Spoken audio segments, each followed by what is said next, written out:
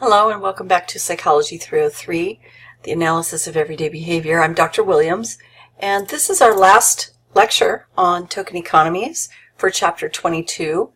And I want to talk about the details of constructing and putting together a token economy.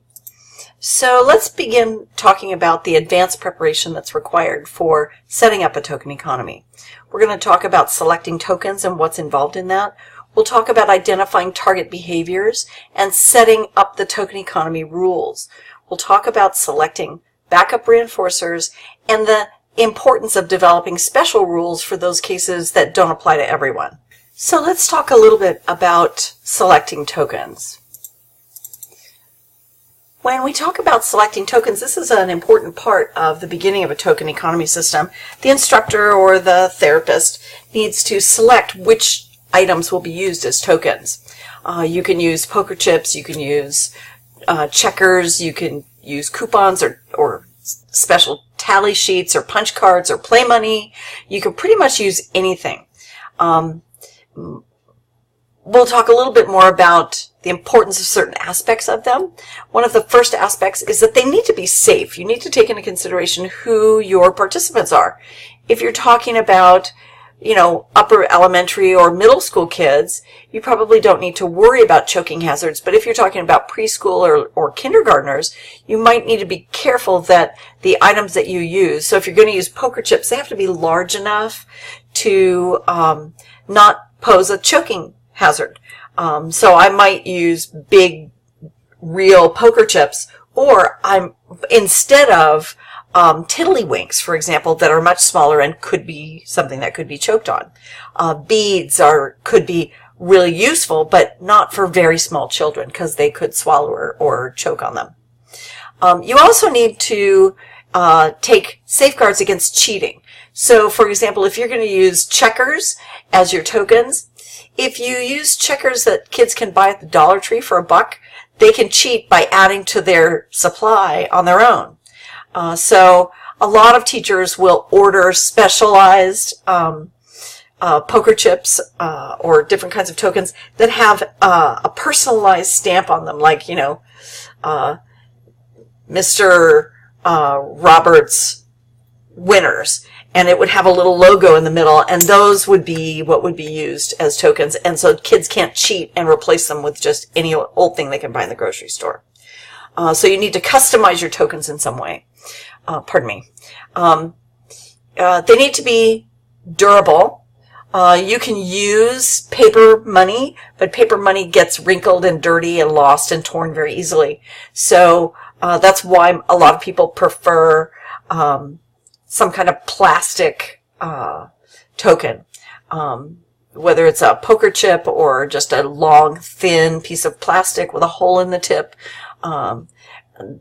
Different colors for being of different values. But you want them to be cheap, and you want them to last more than just, 1 month or one class period or one class, 1 quarter, 1 semester for 1 school year and then have to replace them. So you want to have them be relatively cheap and durable. And you want them to have little or no reinforcing value of their own. So don't use trading cards or old baseball cards, because the kids they'll acquire value. In fact, sometimes something as simple as poker chip tokens or colored paper clips can be used. But then the kids will start linking them together and making chains and necklaces, and suddenly it becomes a status thing to have a long chain of colored paper clips to show how awesome you are. And so you have to be careful that they don't acquire any of their own reinforcing value. You want them to be pretty much only have their value associated with the backup reinforcers. All right, identifying target behaviors. Again, this is like any other behavioral intervention. You want to make sure that your behaviors that you're choosing are things that are measurable and observable. So, and you need to specify the criteria or criterion for what it means to successfully complete the behavior. So if it's turning in your homework, that's good, but how much of it has to be completed? Do they actually have to be correct? or a certain amount of a certain percentage correct before it actually counts. So you have to be sure that you make it very clear which behaviors and what the quality of the behavior has to be in order to earn a token. Ideally, you should start with a small number of achievable behaviors. As your participants learn the system, you can start to increase the number of behaviors and the complexity of the behaviors. But you want to start out with a lot of success. You want them to earn tokens and get to cash them in and begin to value the process. So make sure some of the behaviors are very easy to achieve, that you have no individuals, you don't want any floor effects where some people never earn a token. You want to make sure that all of your participants get the chance to start earning tokens and be successful. That's how you get them to buy into the system. And so when it comes to the behaviors that you're choosing, make sure that you choose behaviors that the participants have the requisite skills. If you say you have to go read 5 pages in your book, do you have kids who are not reading? That could be, if a kid is a really poor reader, you're going to have trouble. They're not going to succeed. So you want to make sure that if there are prerequisite skills, that you have worked on those and built them up so that they are capable of engaging in the behaviors that qualify for the token economy. All right, setting the rules. Now, setting the rules, often we think the teacher sets the rules, but you might actually get more buy-in and more excitement about the token economy if you include the participants in setting the rules. So enlist the help of the people who are going to participate. It creates buy-in. You need to select behaviors, but the participants can help set the rules for things like how much of a behavior is equal to 1 token. How much do you have to do to earn a token? Is there going to be a maximum number of tokens per day? What are the token? Have them help you set token prices for the backup reinforcers. How much do you think each reinforcer should be worth? Also, when you go back, you don't just set a token economy and run it forever. You're always revisiting, always changing, taking newly established but really well-maintained behaviors out of the token economy and putting other new behaviors into the token economy, so you're moving things around on a regular basis. So have them participate with you when you revisit your system. Have them help decide which behaviors have they mastered really well that they can take out of the token economy, and what new behaviors should be put into the token economy. And then also, after the token economy is really getting going, there's, for example, you might say at the end of the month, at the beginning of the next month, we're going to go back in and reestablish prices. We're going to get rid of old reinforcers that people are no longer interested in, and put in new kinds of reinforcers, set those new prices, and then decide whether or not the prices for some of the other items were either too high or too low, so that you have them helping you to adjust what the exchange rates are. So setting those rules, first of all, they're never set in stone. They're set for a set period of time. So you might say, we're going to start this October 1st, and the last day of October, we're going to go back and we're going to look at how this is working and how we can change it and make it better. And then we'll start with a new set of rules in November. And so, but you need to make sure that they have time to think through the system and to use up the tokens that they have. If you're going to make changes in pricing, they need to be able to spend the tokens they have at the old prices and then start earning tokens for the new prices separately. All right. Setting the rules. Identify who should participate. As the manager of a system, kids who are doing well in general may not benefit from a token economy system because the bar for each token might be too low. And when that happens, you can write individualized behavior contracts for those kids. So you can pull a couple kids out and say, you know what? I'm setting this for the other kids, but you're doing so well and you're so advanced. I have a special contract for you and how it will work. So you may have 1 or 2 kids at the top. You may have a couple kids who are way at the bottom, who really are struggling to earn a token at all. And so you might set different systems for them. So for example, if you have, if you were a teacher and you had some special education kids mainstreamed into your classroom who struggle with reading or struggle with participation, or maybe they really have a hard time with certain behaviors, you can write a separate contract for them so that they feel like they're being included, but that they have their own special rules. So for those few outliers, you can have special rules.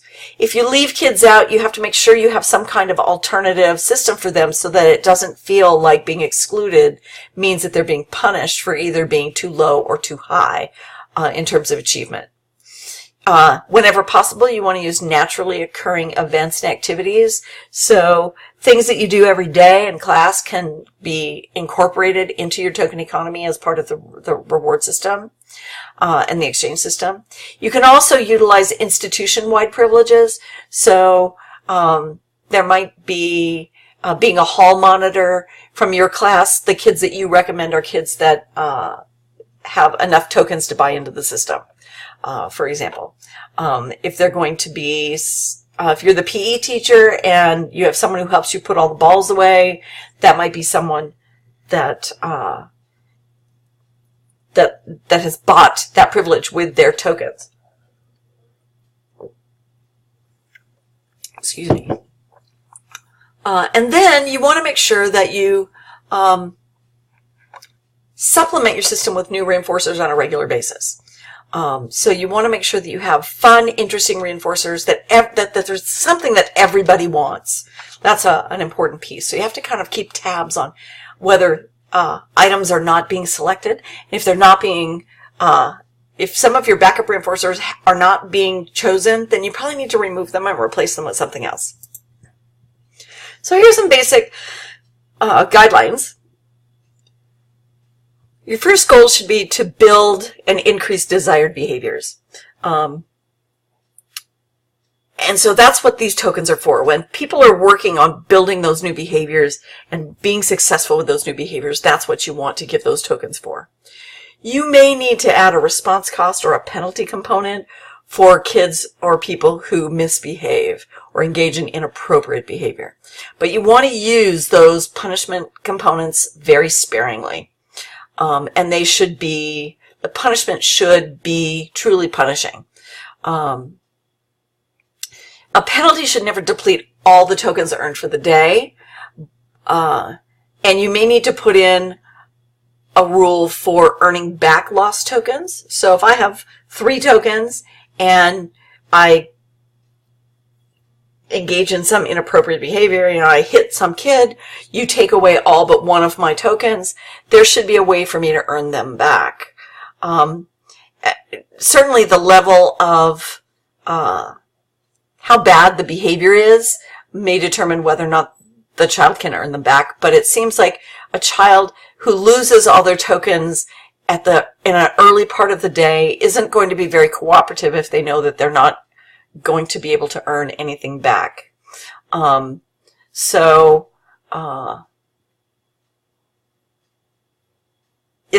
guess what I want to say is that it's important that kids feel like once they've been penalized, that the goal is to get back on track, and if allowing them to earn tokens back lets that happen, then maybe you should consider doing that. You want to review and revise your token economy frequently, anywhere from, at the minimum, every 2 weeks. Personally, I think once a month. The last day of the month is when you revise. Kids know that when you get to the end of the month, the prices are going to change, so they need to start spending their tokens at the lower prices, because prices could go up and for the next month, and just make it very predictable and that way, and remind them that that's what's happening. And then you want the learners to participate in the review and the revisions. So identifying new behaviors, identifying new backup items, new pricing, all those things you can have them participate in. All right, so I have a couple of videos that I'd like you to go watch. So I'm going to have you pause the slideshow here and go watch the videos for Chapter 22 in the folder labeled Assignments under video lecture videos for Unit 9. There are 2 videos there. One of the videos is fairly old. It's from 1972, but it's a video of Dr. Skinner talking about operant conditioning and token economies. And I just want to say this. Back in 1972, professionals used different labels for different conditions. And today, some of those labels would be considered insensitive or inappropriate. But at the time, these were the appropriate, considered to be the sensitive labels of the time. And so please be patient with references to mental retardation and psychotics and things like that. We don't usually use those labels today because we've kind of come forward in the way we talk about different individuals and their diagnoses. But at the time, that's the way everyone referred to those conditions. So don't get caught up in that, but listen instead to what he has to say about the use of a token economy and its potential. It's about a 6-minute video. It's not super short, but it's really interesting. It's kind of cool to listen to Dr. Skinner actually talk. That's kind of neat. And the second one is a shorter video. It's only a couple minutes long, and it is literally just a teacher working with a child with autism and using a token system. Whenever he gets an answer correct, he gets a token, and he's clearly earning up a certain amount of tokens before he can cash it in for a big reinforcer. So go ahead and watch those, and then when you're done, you can return here to continue the last of the lecture for Chapter 22. Okay.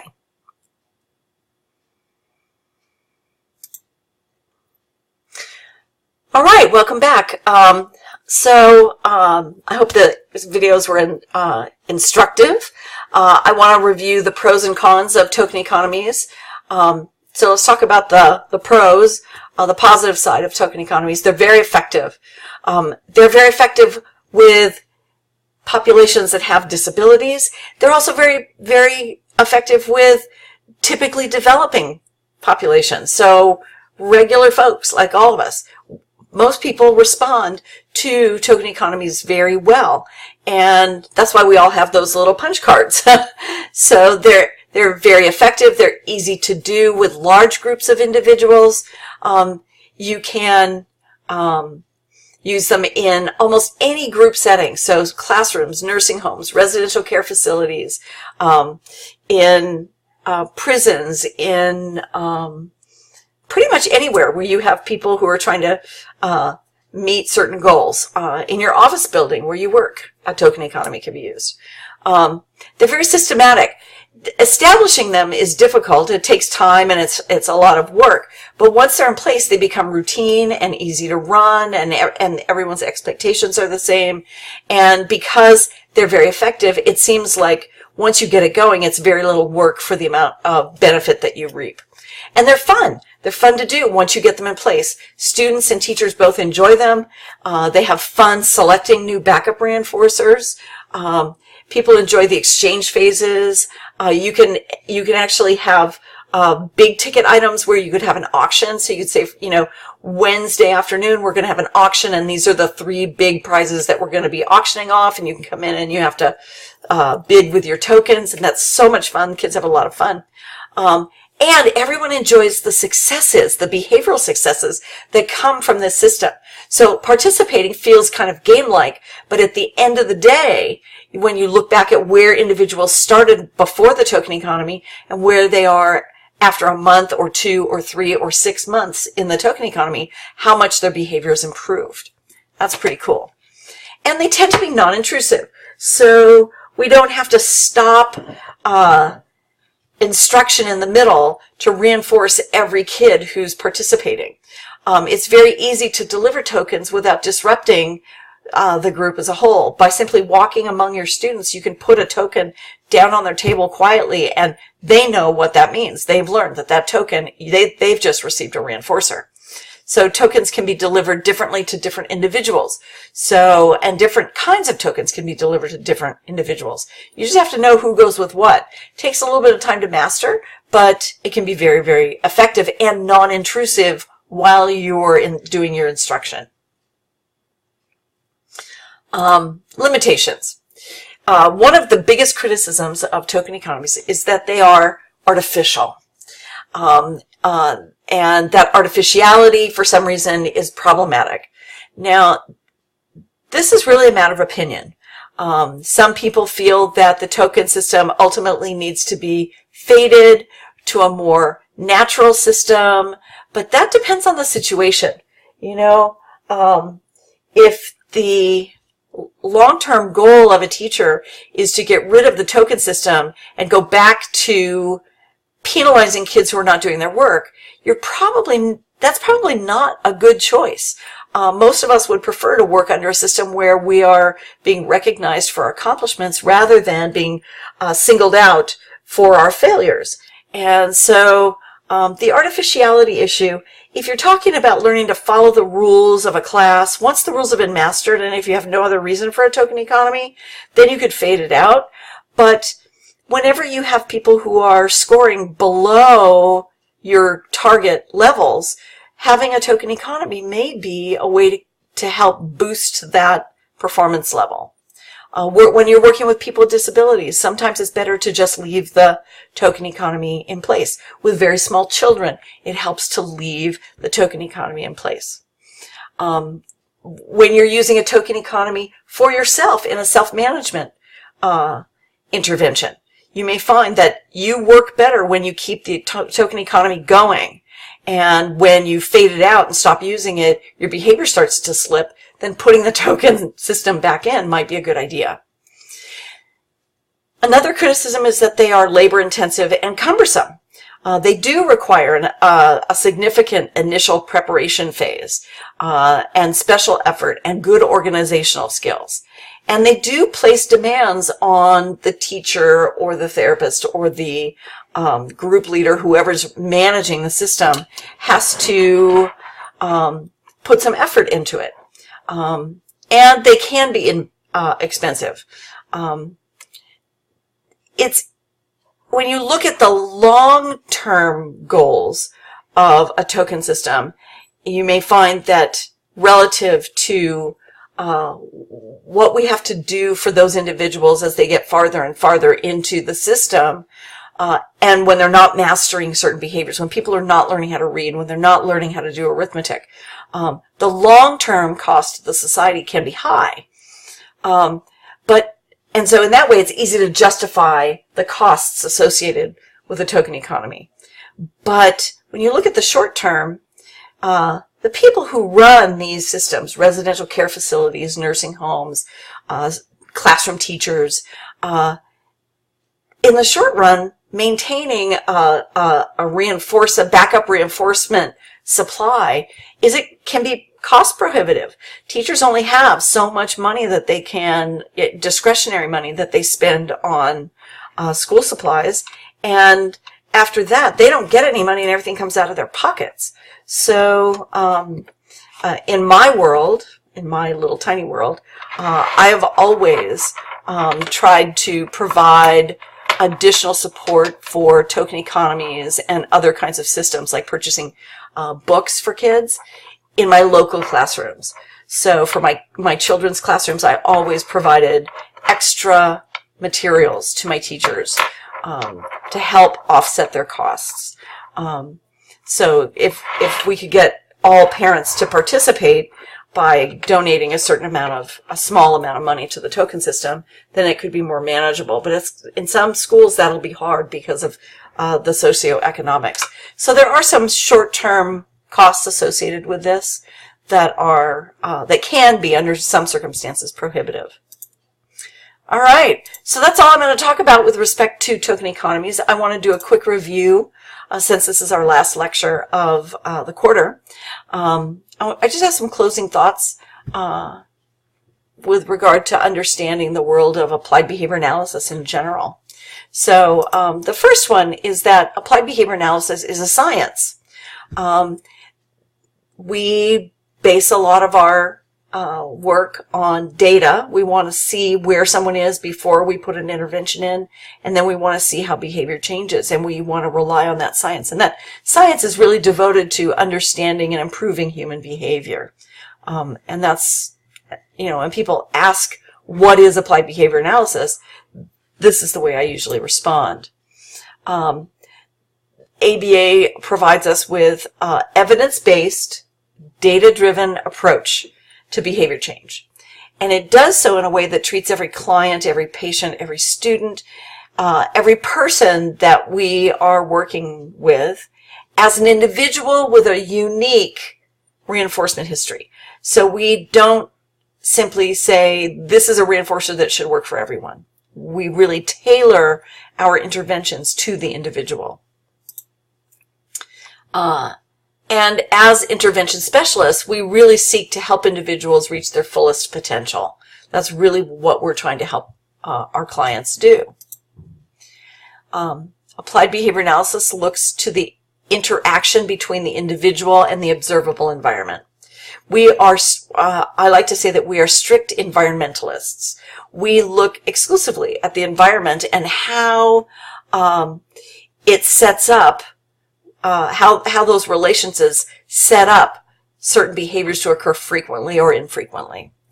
And so we look to that interaction between the person and the environment to identify the causal relationships that we can alter to produce effective and meaningful change in people's lives. That's really what our goal is. We're not looking to change the person, we're looking to change the environment and have the person's behavior accommodate the new environmental conditions in ways that actually help them be a better person. Wherever you go, you're going to encounter opportunities to use these principles that we've explored in this class. All of you are going to be able to use the principles that we've talked about in class. You may have a chance to provide a reinforcer where others may not. Behaviorism is a unique philosophy when it comes to intervention and treatment of behavior. And I hope that this class has allowed you to see the value and the importance of the use of the principles of behavior in changing the environment in ways that help people become more of the person that they want to be. With that, I'll end my lecture here. I'd like to thank you all for participating in Psychology 303. I've really enjoyed it, and I hope you have as well. And I'll end with my slogan, which is better living through behavior analysis. Have a great end of your quarter.